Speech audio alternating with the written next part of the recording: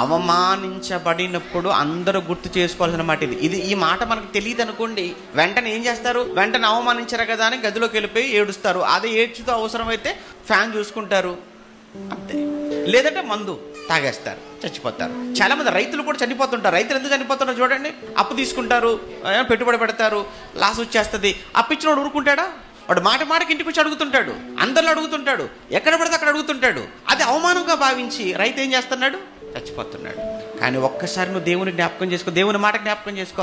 ఎందుకు నువ్వు చచ్చిపోవాలనుకుంటున్నావు? అవమానం జరిగిందనా? నేను నీకు అభయం ఇస్తున్నాను, నన్ను నమ్ము. నా మీద, నా మాట మీద నీ నమ్మకం ఉంటే నువ్వు అవమానించబడిన చోటనే నీకు రెట్టింపు ఘనతనిస్తాను. ఈరోజు నువ్వు ఏడుస్తున్నావు, నిత్యము నీకు ఆనందాన్ని కలగ చేస్తాను అన్నాడు. కనుక దయచేసి మీ జీవితాలలో మీకు ఎప్పుడైనా అవమానం అనేది జరిగినప్పుడు తొందరపడకండి.